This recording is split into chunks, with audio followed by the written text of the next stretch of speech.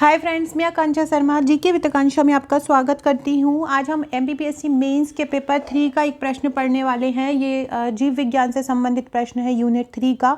और यहीं पे आप ये भी देख पाएंगे कि मेरा जो मेंस का पैकेज है उसमें यूनिट 3 को किस प्रकार से तैयार किया गया। ये जीव विज्ञान का नोट्स है, इसी प्रकार जीव विज्ञान के नोट्स हैं, हस्तलिखित नोट्स हैं।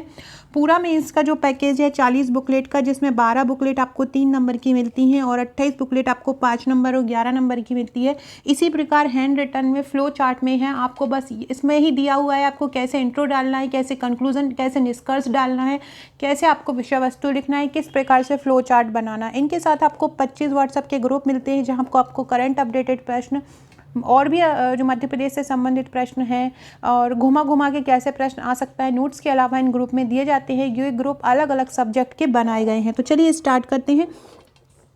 पादप जगत क्या होता है? तो वे सभी जीव जो यूकैरियोटिक होते हैं तथा जिनमें क्लोरोफिल पाया जाता है क्या कहलाते हैं? पादप जगत के कहते हैं। पादप जगत वो होते हैं जो यूकैरियोटिक होते हैं तथा जिनमें क्लोरोफिल पाया जाता है। अगर आपसे पादप जगत की डेफिनेशन 3 नंबर में पूछ लेते हैं तो आप यही डेफिनेशन लिख दीजिएगा कि वे सभी जीव जो यूकैरियोटिक होते हैं तथा जिनमें क्लोरोफिल पाया जाता है।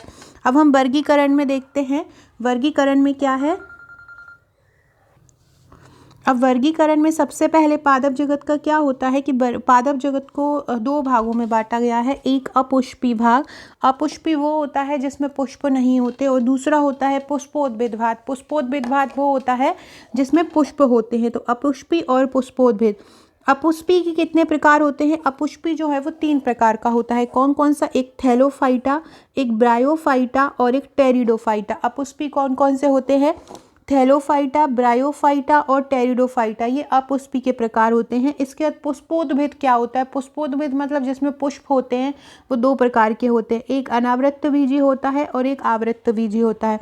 इसके बाद हम थैलोफाइटा देखते हैं। थैलोफाइटा के 2 प्रकार होते हैं। थैलोफाइटा 2 प्रकार का होता है, एक शैवाल और एक कवक। इसके बाद अनावृत बीजी क्या होता है? अनावृत बीजी मतलब जिसके ऊपर कोई आवरण नहीं होता, खोल के बिना बीज होता है। और आवृत बीजी वो होता है जिसमें बीज के चारों तरफ एक आवरण होता है। तो पुष्पोद्भिद जिसमें पुष्प होते हैं उनको 2 भागों में बांटते हैं, आवृत बीजी और अनावृत बीजी।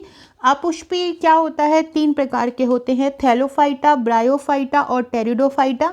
थैलोफाइटा कितने प्रकार के होते हैं? 2 प्रकार के होते हैं। कौन कौन से? शैवाल और कवक। अब अगर हम आवृत बीजी का प्रकार देखें तो आवृत बीजी जिनमें खोल होता है वो 2 प्रकार के होते हैं, एक बीजपत्री और द्विबीजपत्री। सबसे पहले हम अपुष्पी जो भाग है उसको देखते हैं। तो पुष्प रहित व बीज रहित पौधे, ऐसे पौधे जिसमें पुष्प नहीं होते और ना ही बीज होते हैं, वो क्या कहलाता है? अपुष्पी कहलाता है। अपुष्पी जो पौधे होते हैं उनमें जो प्रजनन होता है वो बीजाणुओं द्वारा होता है। अपुष्पी पौधों में प्रजनन किसके द्वारा होता है? बीजाणुओं द्वारा होता है। सबसे पहला इसका प्रकार है थैलोफाइटा। थैलोफाइटा क्या होता है? देखो, थैलोफाइटा मतलब थैलस से बना है। थैलस मतलब जड़, तना तथा पत्तियां रहित। मतलब जो जैसे कि नॉर्मल जो पौधे होते हैं पुष्प वाले, उसमें जड़ होता है, तना होता है, पत्तियां होती है, पुष्प होते हैं। जो थैलोफाइटा होता है वो थैलस मतलब इसमें जड़, तना और पत्तियां नहीं होती हैं। इसमें पादप शरीर तना, जड़ और पत्तियों में विभेदित नहीं होता है। पादप शरीर सत्य, जड़ तथा पत्तियों में नहीं होता है। इसमें जाइलम और फ्लोएम नहीं होते हैं। ना तो इसमें सत्य जड़ होती हैं, ना इसमें पत्तियां होती हैं, और ना इसमें जाइलम होता है और ना ही इसमें फ्लोएम होता है। इसे 2 भागों में बांटते हैं, शैवाल और कवक। वेरी इंपॉर्टेंट क्वेश्चन है। थैलोफाइटा को कितने भागों में बांटते हैं? 2 भागों में बांटते हैं। थैलोफाइटा एक होता है शैवाल और एक होता है कवक। अगला है ब्रायोफाइटा। ब्रायोफाइटा जो है, एक थैलोफाइटा भी हमने पढ़ा, फिर है ब्रायोफाइटा। ब्रायोफाइटा को क्या होता है? ब्रायोफाइटा पादप जगत का उभयचर कहा जाता है। ये वाला जो क्वेश्चन है आपका मेंस के साथ साथ प्री की दृष्टि से भी इम्पोर्टेंट है कि इनमें बोलेंगे इनमें से कौन उभयचर पादप कहलाते हैं। तो पादप जगत का उभयचर कहलाता है ब्रायोफाइटा। ब्रायोफाइटा जो वर्ग के जो पौधे होते हैं या पादप होते हैं वो छोटे होते हैं, कोमल होते हैं, छायादार होते हैं, और ये ऐसे पौधे होते हैं जो नमी वाले आवास में उगते हैं। मतलब जहाँ पे नमी होती है वो आवास में उगते हैं। इस वर्ग में सम्मिलित भिन्न भिन्न पादपों को सामान्य रूप से लिवरवर्ड्स, हॉर्नवर्ड्स तथा मॉसेज कहते हैं। क्या क्या कहते हैं? लिवरवर्ड्स, हॉर्नवर्ड्स तथा मॉसेज कहते हैं। उनका क्या महत्व है ब्रायोफाइटा का? तो ब्रायोफाइटा में आर्थिक रूप से स्फैग्नम सर्वाधिक उपयोगी है। क्या है उपयोगी? स्फैग्नम सर्वाधिक उपयोगी है। यह एक जलीय पादप है। पैकिंग की सामग्री के रूप में इसका उपयोग होता है। औषधि व जंतु आहार के रूप में इसका उपयोग होता है। पादप अनुक्रमण और मृदा अपरदन में होता है। तो अभी हमने क्या पढ़ा? जो हम थैलोफाइटा पढ़ा, हमने ब्रायोफाइटा पढ़ा। किसके हैं ये? अपुष्पी के भाग हैं। फ्रेंड, जिस तरह से आप ये देख रहे हैं, इसी प्रकार से मेरा इस सब्जेक्ट के साथ साथ पूरा जो सब्जेक्ट है पूरे पेपर 1 से लेकर पेपर 6 तक है, इसी प्रकार कवर है। और यूनिट वाइज नोट्स हैं कि जैसे कि आपका पेपर फर्स्ट है तो उसमें यूनिट 5 है पार्ट ए की, तो पार्ट 5 फाइल मिलेंगी। ऐसे ही आपको सेकेंड यूनिट है, सेकेंड पार्ट है जैसे भूगोल का, तो वहाँ पे आपको 3 बुकलेट मिलेगी। 4th और 5th एक साथ मिलेगा, फर्स्ट और सेकेंड एक साथ मिलेगा। इस प्रकार से यूनिट वाइज कवर है पूरा। इसी प्रकार पॉलिटी का, इकोनॉमी का और लोकतांत्रिक विचारक का, समाजशास्त्र का, लोक प्रशासन का, लोकतांत्रिक विचारक, एथिक्स के जो थिंकर, सबकी अलग अलग बुकलेट है सबकी। इसी प्रकार यूनिट वाइज ही आपको 40 बुकलेट मिलेगा। टेरिडोफाइटा क्या होता है? टेरिडोफाइटा पंख सदृश पत्तियों वाले पादप होते हैं। ऐसे पादप जिनमें पत्तियां जो होती हैं वो पंख जैसी होती हैं। पत्तियां कैसी होती हैं?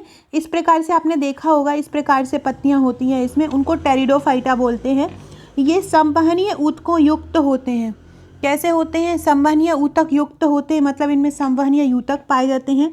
इस वर्ग के पादपों में स्पष्ट पीढ़ी एकांतरण पाया जाता है। कैसा होता है? स्पष्ट पीढ़ी एकांतरण होता है। अधिकांश सदस्य स्थलीय होते हैं जो नम और छायादार स्थानों पर उगते हैं। अगला है उपयोग। इस टेरिडोफाइटा का उपयोग औषधीय पौधों में करते हैं, सजावटी पौधों में करते हैं, भोजन के रूप में करते हैं और चारे और उर्वरक के रूप में किया जाता है। हानि क्या है? ये तीव्र गति से जनन करते हैं, जिससे संबंधित झील की जो होती है वो जिस झील के किनारे ये उगते हैं ना, तो ये इतनी तरह चीज़ वृद्धि करते हैं कि पूरी झील भर जाती है। अगला है पुष्पोद्भिद। ये पुष्पोद्भिद आपको अलग से भी 11 नंबर में आ सकता है। ऐसे अपुष्पी पौधे भी अलग से 11 नंबर में आ सकते हैं। पुष्पोद्भिद क्या होता है? मुख्य पादप शरीर बीजाणुद्भिद होता है। बीजाणुद्भिद मतलब 2 एन की तरह विकास करते हैं। बीजांड से निषेचन के बाद ही बीज विकसित होता है। संवहनी ऊतक विकसित और जटिल होते हैं और विभाजन इसका 2 प्रकार से करते हैं, एक आवृत्त बीजी और अनावृत्त बीजी। अनावृत बीजी को इनको जिम्नोस्पर्म भी बोलते हैं और इनके बीजों में आवरण नहीं होता है। ये अनावृत बीजी आपसे अलग से भी 5 नंबर में पूछ सकते हैं। ये सबसे प्राचीन बीज उत्पन्न करने वाले पादप होते हैं। इनमें फल नहीं बनते हैं, अंडा से नहीं होता है और इनके पौधों में द्वितीयक वृद्धि होती है। महत्व क्या होता है अनावृत बीजी का? इमारती लकड़ी में, रेजिन तारपिन का तेल प्राप्त करने में, काष्ठ मुलायम होने के कारण कागज उद्योग में भी इनका उपयोग होता है, घरों को सजाने में उनका उपयोग होता है, औषधि के रूप में होता है। उदाहरण है पाइनस और टेक्सास बकेटा। अब है आवृत्त बीजी। तो इनमें आवृत्त बीजों में अंडा से पाया जाता है। निषेचन के बाद ये फल में बदल जाते हैं। आवृत्त बीजों में क्या होता है? अंडा से होता है। ये जैसे आवृत्त बीजी हैं, इसके बीच में ये अंडा से पाया जाता है। निषेचन के बाद ये फल में बदल जाते हैं। इन समूह के पादपों में बीज फल भित्ति में आवृत होते हैं। कैसे होते हैं? फल भित्ति में। मुख्य पादप जो होता है बीजाणुद्भिद होता है। ये सुविकसित मूल तंत्र तथा प्रोह तंत्र में विभेदित होता है। क्या होता है? सुविकसित मूल तंत्र और प्रोह तंत्र में विभेदित होता है। सदस्य क्या होते हैं इसके? प्रकाश संश्लेषी होते हैं अर्थात स्वपोषी होते हैं, मतलब जो अपना स्वयं भोजन बनाते हैं।